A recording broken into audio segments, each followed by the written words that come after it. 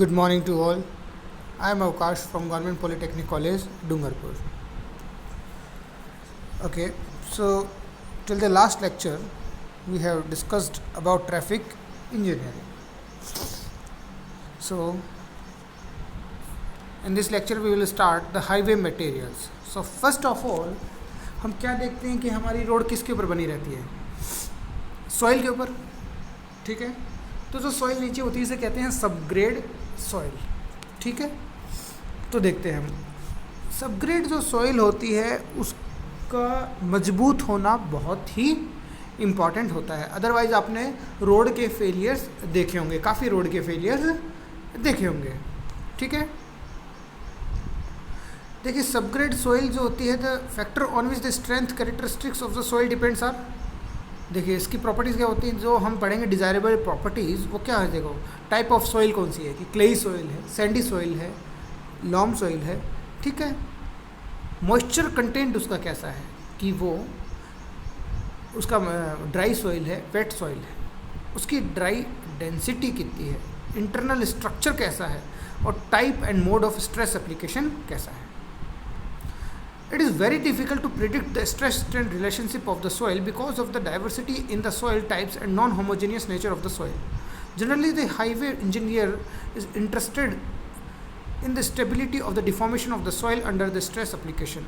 In a soil mass, the deformation is largely due to the slippage between soil particles, hence the shearing resistance in soil represents the strength. The sliding mechanism in soil is complicated as the shear reformation causes reorientation of the particles resulting in change in volume, valence bond between particles thickness and other properties of adsorbed layer of water. ठीक है. Shearing resistance in the soil mass is commonly attributed to internal friction and cohesion parameters of the soil. Coulomb in his investigations observed that one component of the shearing strength called apparent cohesion is constant for given soil and is independent of the applied stress. The other component, namely the frictional resistance, varies directly as the magnitude of normal stress on the plane of rupture. The shearing strength of a soil at a point on a particular plane was expressed by the Coulomb as linear function of the normal stress on the plane edge, S equals to C plus phi sigma 10 phi. ये होती है कुलाम की equation. ठीक है. तो यहाँ पे S क्या होता है? Shear strength of the soil. ठीक है. सी क्या होता है? अपेरेंट कोहेजन होता है. सिग्मा क्या होता है? Normal stress on the failure plane होता है. फाई क्या होता है? इंटरनल फ्रैक्शन होता है. C and phi are also referred to as the shear strength parameter of the soil. The value phi depends on dry density of the soil, grain size distribution, shape and texture of soil. Cohesion C is the resistance of soil grains to displacement by bond developed at the surface of contact by very fine grained soil as a result of intermolecular and electrochemical forces of attraction.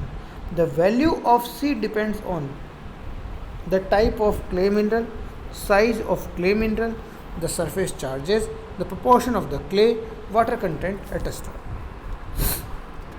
अब evaluation of strength क्या होता है देखते हैं. सबसे पहला होता है the test used to evaluate the strength properties of the soil may be broadly classified into 3 groups. पहला होता है bearing test, shearing test and penetration test. Bearing test are also a loading test carried out on the subgrade soil in situ with a load bearing area. Plate load test is very popular bearing test to determine the bearing capacity of soil. Shear test. Shear tests are usually carried out on relatively small soil sample in the laboratory. The commonly known shear tests are direct shear test, triaxial compression test, unconfined compression test, and vane shear test. Penetration tests. Penetration test may be considered as a small-scale bearing test in which the size of the loaded area is relatively small. These tests are carried out in the field or in the laboratory. The commonly known penetration tests are the California Bearing Ratio Test, Cone Penetration Test. Okay. तो ये तो था हमारा इसकी properties के बारे में. ठीक है. देखिए अब हम देखते हैं किसके बारे में, हाईवे रिसर्च बोर्ड का जो क्लासिफिकेशन होता है वो सॉइल के बारे में क्या कहता है उसके बारे में हम देख लेते हैं।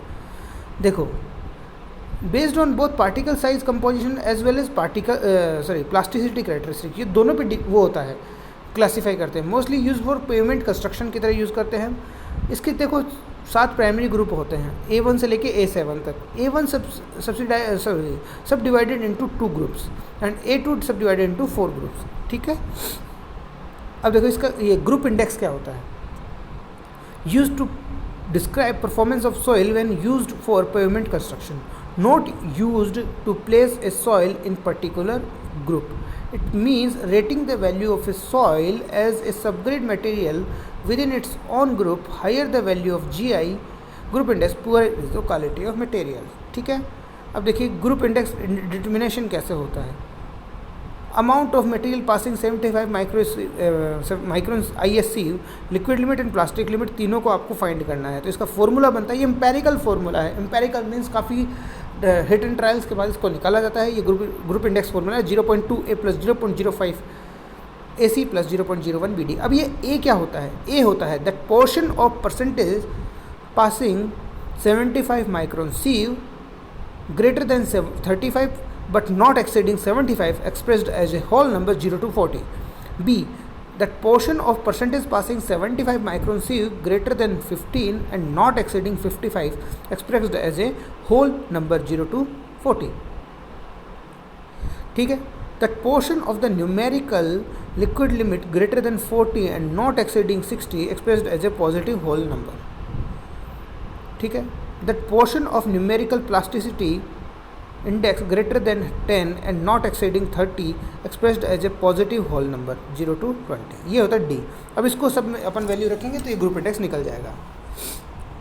ये देखो फॉर A7 IP जो है वो IP की वैल्यू होगी WL-30 और A7 से 6 के IP W-L-30। प्रोसीजर क्या है, इस चार्ट को अपन लेफ्ट से राइट देखेंगे, अपन एलिमिनेशन से इसका करेक्ट ग्रुप में जाएंगे। The first group from left into which the test data will be fit will be the correct classification. Group index should be rounded off to nearest integer and placed in parentheses such as A2, ठीक है। अब जैसे example देखो, 56% passes है और 75 micron सीव से, plastic limit 23 और 26। Plastic index कितना हो गया पता ही आपको, liquid limit minus plastic limit तो 13। अब देखो पासिंग कितना है 35% से ज़्यादा, IP है 40% से कम और WL 10% से ज़्यादा। तो अपन A6 में चले जाएंगे। किस में चले जाएंगे, A6 में चले जाएंगे। और एग्जांपल आप देख सकते हो इसको सॉल्व करके, ठीक है। अब देखते हैं हम, इसके बाद हम पढ़ते हैं CBR टेस्ट के बारे में। देखिए अब हम CBR टेस्ट के बारे में पढ़ते हैं। This is a penetration test developed by the California division of highway. This is most widely used method for the design of flexible pavement. The thickness of the different element comprising a pavement is determined by CBR value. इसमें apparatus क्या क्या लगते हैं, इसमें लगता है पहले तो cylindrical mold of inside diameter 150 mm and heights 175 mm with a detachable collar and base plate. Spacer disc of 148 mm in diameter and 47.7 mm height. Surcharge weight of mass 2.5 kg. Penetration plunger of 50 mm diameter and height 100 mm. Loading machine की जो capacity होती है वो 500 kg. Compaction रेमर्स होता है, dial gauge होता है, filter paper होता है, मिक्सिंग टूल होता है, मेजरिंग सिलेंडर होता है, ठीक है। ये होता है कैलिफोर्निया बीयरिंग रेशियो। इसका टेस्ट प्रोसीजर क्या होता है, test specimen can be prepared either by static compaction और dynamic compaction. In static compaction soil is compacted in loading machine, while in dynamic compaction soil is compacted by a specified rammer. Dynamically compacted specimen can be prepared by light compaction or by heavy compaction. Dynamic compaction rammer weight होता है 2.6 kg and heavy compaction होता है 4.89 kg. Number of layer में light compaction में होता है 3 and heavy compaction में होते हैं 5. फ्री फॉल होता है 31 सेंटीमीटर एंड हेवी कॉम्पैक्शन में फ्री फॉल होता है 45 सेंटीमीटर. ब्लोज पर लेयर होता है 56. Fix the collar to the top of the mould and base plate to its bottom. Insert the special disc over the base with the central hole of the disc at lower side and put disc of course filter paper on the top and paper special disc. Take about 5 kg of soil passing 20 mm seam but retained on 4.75 mm sieve. Add predetermined quantity of water such that water content of soil is either equal to OMC or FMC and mix thoroughly. OMC is optimum moisture content at which dry density is maximum. Compact the mixed soil in the mold using either the light or heavy compaction. After compacting, remove the collar, base plate and filter paper, not down weight of the soil along the wall. Then place the mold assembly on the penetration test machine and fix the penetration plunger. Allow the plunger to penetrate at rate of 1.25 mm per minute. Record the load reading at penetration 0 to 0.5, 1, 1.5, 2, 2, 4, 5, 7.5, 10 and 12.5. अब CBR value क्या होती है? Test load corresponding to 2.5 and 5 mm penetration divide by standard load of 2.5 और 5 mm penetration into 100. देखो 2.5 पे अगर मान लो जो यूनिट लोड है वो 70 kg पर सेंटीमीटर स्क्वायर है या फिर 1350 kg है, एंड 5 mm पेनिट्रेशन पे 105 kg पर सेंटीमीटर स्क्वायर और 2055 kg. And this is the curve of load penetration. Okay, the curve is mainly convex upward. Although the initial portion of the curve may be concave upward, a correction is then applied by drawing a tangent to the curve at the point of greatest slope. The corrected origin will be point where the tangent meets the apsica. ठीक है, फिर आप क्या करेंगे? CBR value are usually calculated for penetration for 2.5 and 5 mm. Generally the CBR value of 2.5 will be greater than that the 5 mm.